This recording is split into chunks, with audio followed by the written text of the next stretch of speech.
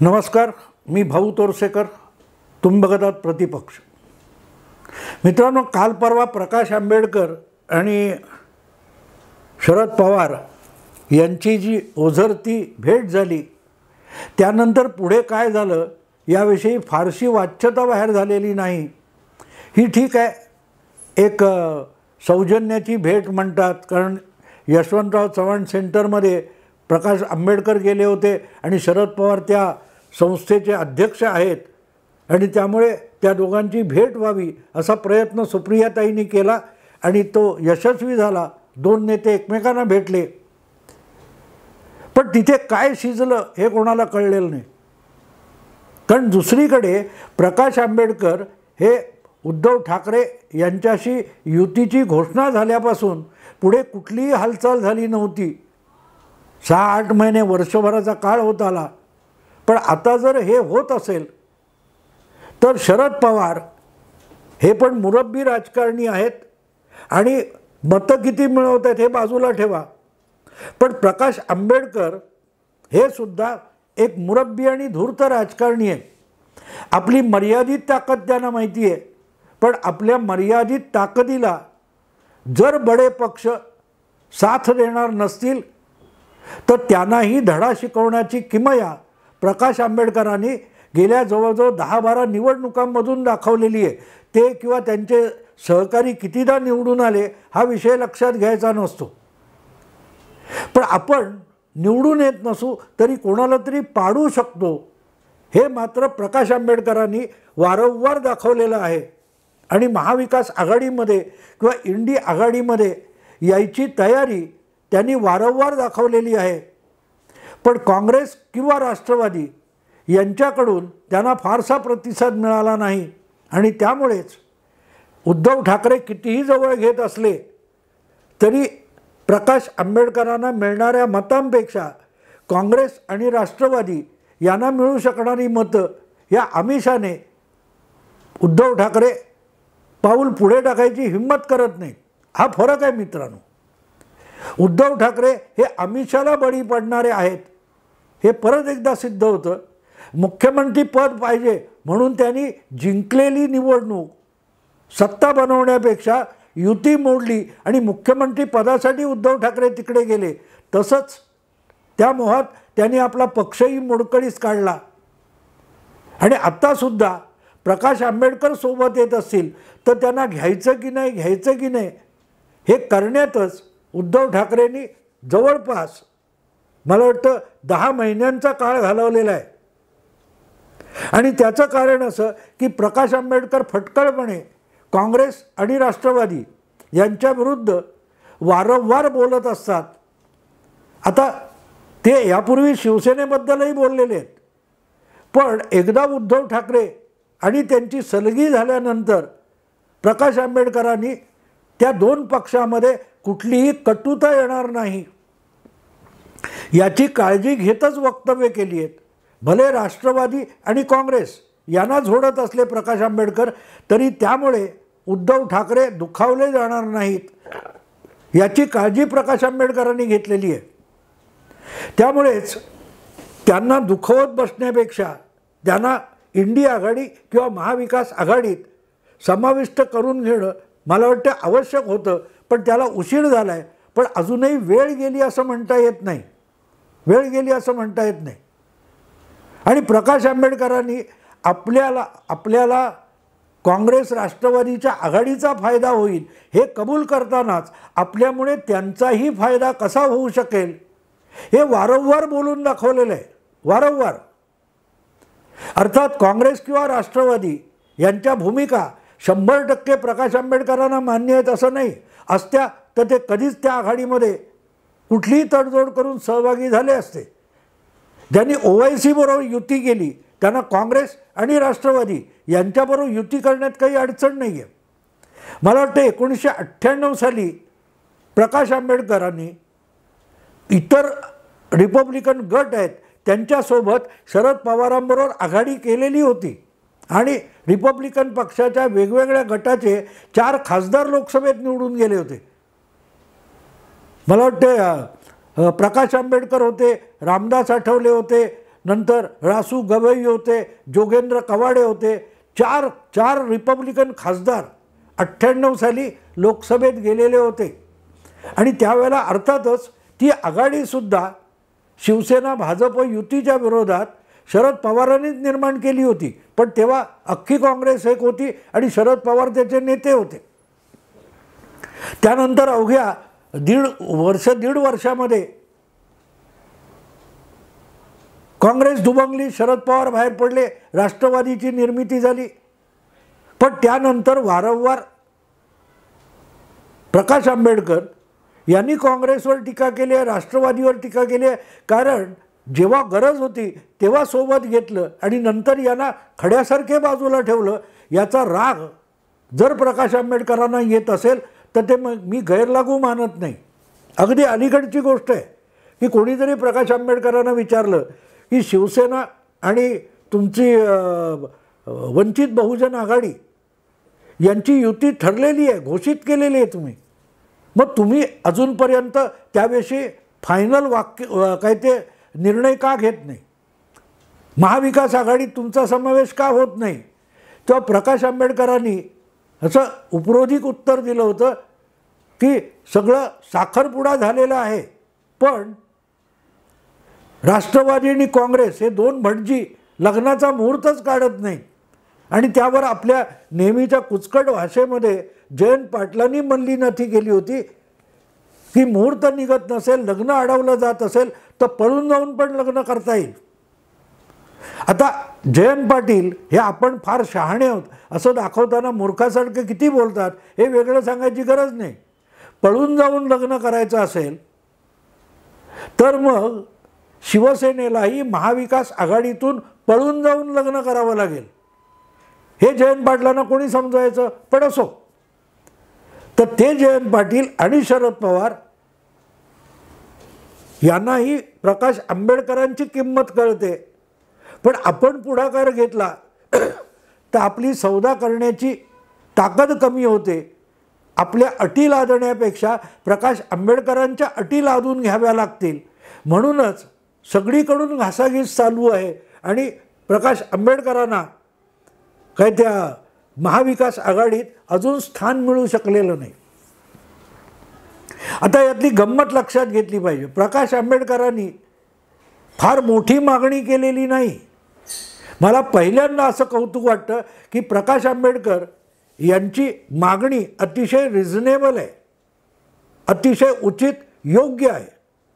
त्यांनी एक स्पष्ट गोष्ट केलेली आहे की ज्या 8 का 12 जागा त्यांनी सांगितल्या आहेत की ज्या जागा काँग्रेस किंवा राष्ट्रवादी नित्यनेमाने गेल्या कित्येक निवडणुकीत पराभूत होत आलेली आहे. आणि हे जेव्हा मी सांगतो तेव्हा 1990 किंवा 1989 पासून 2019 पर्यंतच्या 30 वर्षामध्ये 30 वर्ष होतात मला वाटते, 30 वर्षामध्ये जितक्या जागा काँग्रेस किंवा राष्ट्रवादी यांना एकत्र असताना किंवा वेगळे झाल्यावर जिंकताच आल्या नाहीत, म्हणजे भाजप किंवा शिवसेना जिंकत राहिली, अशा ज्या 8 का 12 जागा प्रकाश आंबेडकर म्हणतात तेवढ्या आम्हाला द्या. म्हणजे तुम्ही कधी ना कधी जिंकले, कधीतरी गमावल्यात, सातत्याने मिळवल्यात, अशा जागांवर प्रकाश आंबेडकरांनी दावा केलेला नाही. पण गेल्या 30 वर्षाच्या जवळजवळ 7-8 निवडणुकांमध्ये सातत्याने काँग्रेस किंवा राष्ट्रवादी काँग्रेस ज्या निवडणुका गमावत आली तेवढ्या जागा तुम्ही वंचित बहुजन आघाडीला द्याव्यात असा दावा प्रकाश आंबेडकरांनी केलेला आहे. आणि म्हणून मी त्याला रिझनेबल म्हणतो. कुठूनही तुम्ही कमावताय, मग त्या आम्हाला द्या. आमची मतं आणि तुमची मतं याच्या बेरजेतून कदाचित त्या 8 का 12 जागा आहेत त्यातल्या 6-7 आल्या तरी तेवढ्या भाजपच्या जागा कमी होतील. हे प्रकाश आंबेडकरांचं गणित अतिशय योग्य आहे. पण काँग्रेस ते लक्षात घ्यायला तयार नसेल, राष्ट्रवादी ते लक्षात घ्यायला तयार नसेल. त्या सगळ्यांनी एक गोष्ट लक्षात घेतली पाहिजे की तुम्ही किती अधिक जागा लढवता, किती अधिक उमेदवार उभे करता, त्यापेक्षा किती जिंकून येता याला निवडणुकीतलं सगळ्यात मोठं महत्त्व असतं. अधिकाधिक जागा लढवायच्या आणि कमीत कमी मिळवायच्या हा आत्महत्याचा व्यवहार असतो. आता तुम्ही म्हणता ना त्याला काय स्ट्रायकिंग रेट, म्हणजे शिवसेनेने गेल्या निवडणुकीत काय 127 जागा लढवल्या, पण 50% जागासुद्धा त्यातून मिळवल्या नाहीत. युती असताना 2019मध्ये 127 जागा लढवून 56 जागा मिळवल्या. म्हणजे 56 दुने 112, म्हणजे 15 जागा आणखीन उरतात. उलट भाजपने काय 147 150 जागा किती लढवल्या असतील, त्यातून 100पेक्षा म्हणजे 60-65% जागा भाजप जिंकला. जितक्या लढवल्या, जितके उमेदवार उभे केले. तर स्ट्रायकिंग रेट बघितला तर तुम्ही किती जागा लढवता याला महत्त्व नसतं, तर तुम्ही किती जागा जिंकून आणता त्याला महत्त्व असतं. 543 जागा भाजपने लढवल्या नाहीत. मला वाटते 440 जागा वगैरे गेल्या निवडणुकीत लढवल्या होत्या, पण 440 पैकी किंवा 430 पैकी भाजपने 300 जागा जिंकून आणल्या. तुम्ही रेट बघा, जवळजवळ 75%, 70-72% जागा लढवलेल्यापैकी भाजपने जिंकल्या. काँग्रेसने लढवल्या किती, 400-500 जागा लढवल्या, मिळवल्या किती, 10%. स्ट्राईक रेट त्याला म्हणतात. जितक्या लढवल्या त्यापैकी जास्तीत जास्त येणं याला स्ट्राईक रेट म्हणतात. आणि प्रकाश आंबेडकर नेमक्या त्या गोष्टीवर बोलतायत की तुम्ही कायम हरलेल्या गेल्या 7-8 निवडणुका, 10 निवडणुका, ज्या जागा गमावल्यात त्या आम्हाला द्या. थोडक्यात तुमच्याकडे टाकाऊ मानल्या जाणाऱ्या जागा आहेत त्या वंचित बहुजन आघाडीला द्या. बदल्यात उरलेल्या समजा 8 जागा असतील, मला आता तो आकडा आठवत नाही प्रकाश आंबेडकरांनी सांगितलेला, पण तुम्ही ज्या जागा गमावलेल्या आहेत त्या वंचित बहुजन आघाडीला दिल्या. समजा 8 आहेत, तर उरलेल्या 40 जागी वंचितची जी मतं आहेत ती महाविकास आघाडीला पडू शकतात. मग त्या उभाटा शिवसेनेला मिळतील, राष्ट्रवादीला मिळतील किंवा काँग्रेसला मिळतील. म्हणजे दोघांचाही फायदा आहे. आणि म्हणून प्रकाश आंबेडकरांचा दावा मला योग्य वाटतो की तुम्ही गमावता त्या जागा आम्हाला द्या, थोडक्यात भंगार आम्हाला द्या असं ते सांगतायत. आणि त्यासाठी सुद्धा काँग्रेस किंवा राष्ट्रवादी काँग्रेसने आडेवेडे घेणं हे मूर्खपण आहे. पण ज्या प्रकारे अचानक उद्धव ठाकरेंचं काही जमत नव्हतं, अशा वेळेला शरद पवार आणि प्रकाश आंबेडकर यांची भेट झाली असेल, तर दोघेही अत्यंत हुशार, व्यवहारी आणि मुरब्बी राजकारणी नेते आहेत. त्यामुळे जी गोष्ट आजपर्यंत प्रकाश आंबेडकर जाहीर माध्यमातून आणि काय म्हणणं पत्रकार परिषदेतून सांगत आले की तुम्ही 30 वर्ष गमावलेल्या जागा आहेत त्या आम्हाला द्या, त्या 12 असतील 8 असतील. पण मला खात्री आहे की तसं झालं तर प्रकाश आंबेडकरांचे 2 ते 6 खासदार निवडून येणं अशक्य नाही. पण त्यांचे 2 आले, पण बदल्यात राष्ट्रवादी आणि काँग्रेसचे 12 किंवा 16 निवडून आले तर तो फार मोठा लाभ असेल. कारण गेल्या निवडणुकीत राष्ट्रवादी काँग्रेसचे 4 आणि काँग्रेसचा अवघा 1 खासदार निवडून आला होता. ती संख्या दुप्पट होते. प्रकाश आंबेडकरांचे 2 किंवा 3 येतील, पण तुमचे 12-14 येऊ शकतात ना. मग दोघांचाही फायदा आहे. 26-28 जागा लढवायच्या आणि 2च निवडून यायच्या, त्याच्यापेक्षा प्रकाश आंबेडकरांचा वाटा त्यांना दिला तो काँग्रेसला सुद्धा 24 जागा लढवून जर 8 किंवा 10 लोकसभेत निवडून आणता आले तर तो मोठा गेन असेल. आणि म्हणून मला प्रकाश आंबेडकर आणि शरद पवार यांची जी भेट झाली त्यामध्ये हा सगळा आकड्यांचा व्यवहार जो आहे तो प्रकाश आंबेडकरांनी शरद पवारांना समोरासमोर समजावला नसेल असं मला बिलकुल वाटत नाही. आणि समजावला असेल तर न समजण्या इतके शरद पवार अडाणी आहेत असंही माझं मत नाही. शरद पवारांना व्यवहार कळतो. बाकी जाहीरपणे सुप्रियाताई, रोहित पवार किंवा शरद पवार, जयंत पाटील यांनी वाटेल ते बोलावं, पण आपल्या पक्षाची फाटाफूट जी आहे त्यामुळे आपली ताकद घटली आहे हे ओळखणे इतके शरद पवार हुशार नक्कीच आहेत आणि व्यवहारी त्यापेक्षा अधिक आहेत. त्यामुळेच आणि परत 1998चा अनुभव शरद पवारांच्या आणि प्रकाश आंबेडकर या दोघांच्या गाठीशी आहे.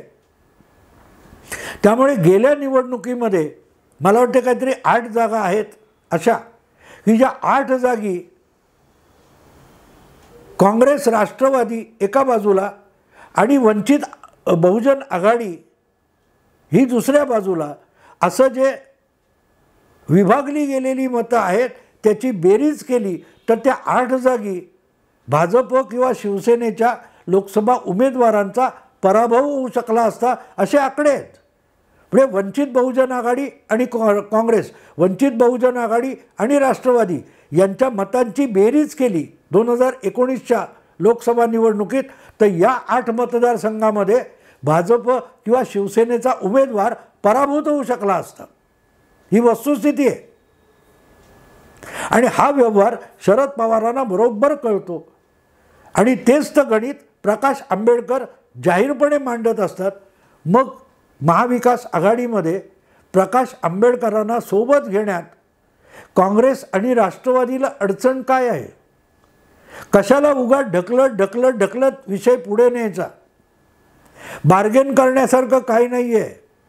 48 पैकी फक्त 4 खासदार जर राष्ट्रवादीकडे असतील आणि एक तो सुद्धा मरण पावलेला काँग्रेसकडे असेल तर मला वाटतं विनाविलंब प्रकाश आंबेडकर यांच्याशी युती करावी, ह्या दोन्ही पक्षांनी किंवा आघाडी करावी असं मला वाटतं. पण कदाचित शिवसेनेकडे सुद्धा 18 जागांची मागणी आहे.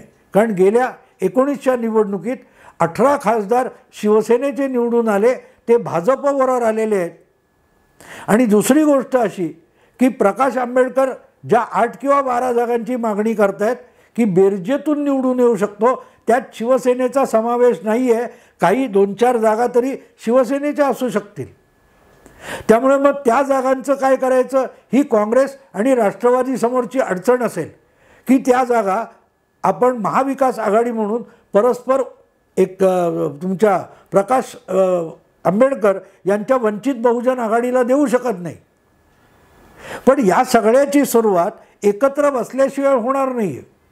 म्हणूनच काँग्रेस आणि राष्ट्रवादी यांनी पुढाकार घेतला तर प्रकाश आंबेडकर यांची बहुजन आघाडी, वंचित बहुजन आघाडी ही महाविकास आघाडीमध्ये समाविष्ट होण्याचा मार्ग खुला होईल आणि जितके दिवस सरकत जात आहेत तसा वेळ कमी होत जातोय. त्यामुळे तयारी करायची असेल तर मग हे आत्तापासून व्हायला पाहिजे. आणि अनायसे जर योगायोगाने प्रकाश आंबेडकर आणि शरद पवार यांची भेट झालेली असेल आणि जर मला वाटतं तशी त्या दोघांनी आपल्या एकमेकांच्या आकडेवारी आणि मतांविषयी देवाणघेवाण केलेली असेल तर मग महाविकास आघाडीत वंचित बहुजन आघाडीच्या प्रवेशाचा मार्ग प्रशस्त होण्याची दाट शक्यता आहे आणि ती अर्थातच त्यांना लाभदायक ठरेल. मी महाविकास आघाडीचा समर्थक नाही आहे, मी वंचित बहुजन आघाडीचा समर्थक नाही आहे, हे माझ्या श्रोत्यांना माहिती आहे. पण तरीही मी का म्हणतो की निवडणुका कशा होतात, मतं कशी बदलतात, कशी बेरजा होतात, कशा वजाबाक्या होतात हे लोकांना कळण्याला मदत व्हावी म्हणूनच मी अत्यंत माझे सगळे पूर्वग्रह किंवा समजुती किंवा आग्रह बाजूला ठेवून हा विषय मांडतोय की जितकी एकास एक अशी निवडणूक होईल तेवढी लोकशाही प्रगल्भ होत असते. मतविभागणीतून कोणीतरी जिंकला तर एक पक्ष म्हणून तुम्हाला आनंद होऊ शकतो. पण दुसरीकडे अल्पमताचा माणूस निवडून येणं हा लोकशाहीचा पराभव असतो. कारण बहुतांश लोकांच्या अपेक्षा पायदळी तुडवल्या जातात आणि कमीत कमी लोकांच्या अपेक्षा त्यातून यशस्वी होतात. तर ते लोकशाहीला माझ्या मते पोषक नाही आहे. आणि म्हणून जितके कमीत कमी मतदार उभे राहतील, कमीत कमी उमेदवार उभे राहतील, तेवढं 2 भागामध्ये मतांचं पोलरायझेशन होईल, ध्रुवीकरण होईल आणि खरोखर त्या मतदारसंघात अधिकाधिक मतं मिळवणारा खरा लोकप्रतिनिधी बहुमताने निवडला जाईल. म्हणजे जी लोकशाही ही फक्त निवडून आलेल्यांच्या बेरजेवर आहे, ती खऱ्या मतदारांच्या बेरजेवर निर्माण होईल. आणि मग खरोखर बेरजेच्या मतदारसंघातून निवडून आलेले लोक त्यांच्या बेरजेतून खरी लोकशाही अधिक प्रगल्भ होऊ शकेल. आणि म्हणून मला वाटतं की प्रकाश आंबेडकर आणि शरद पवार यांच्या भेटीला चांगली फलश्रुती व्हावी असं माझं प्रामाणिक मत आहे. विषय आवडला लाईक करा, शेअर करा, सबस्क्राईब करा. नमस्कार.